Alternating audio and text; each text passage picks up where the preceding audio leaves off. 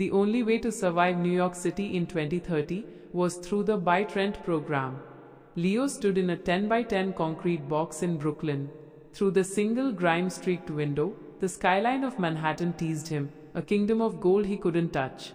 His rent was $4,500 a month. Leo didn't have a high-paying tech job or family money, but he had a lifetime of high-definition memories. He sat in the extraction chair and pressed the neural link to his temple. A cold blue interface flickered in his vision. Target: 600 GBs of personal data for 30 days of rent. Please select assets for upload. Leo's finger hovered over the digital menu. Each memory had a market price based on its emotional intensity. The smell of fresh rain on asphalt, $45. The feeling of a first kiss, unedited, $250. The sound of his mother's laugh, $1,800, high demand, rare asset. Leo's chest tightened. He had already sold the memory of his high school graduation and the name of his first pet just to pay the security deposit. If he sold his mother's laugh, she would become a ghost in his own mind, a person he knew existed only because of the photos on his phone, but whose soul he could no longer hear. He looked at the eviction notice glowing red on his door. With a trembling hand he selected the file. Processing, the system hummed. A flash of white heat surged through his brain. For a split second, he heard a joyous melodic sound, and then silence.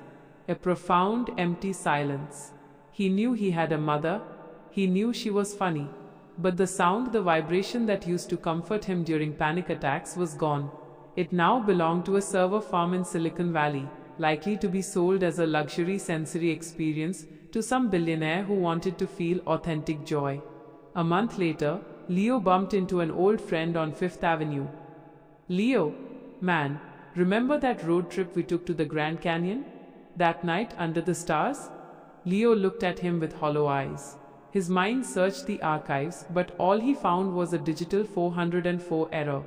That trip had paid for February's utilities. "Sorry," Leo whispered, clutching his keys to a hollow apartment.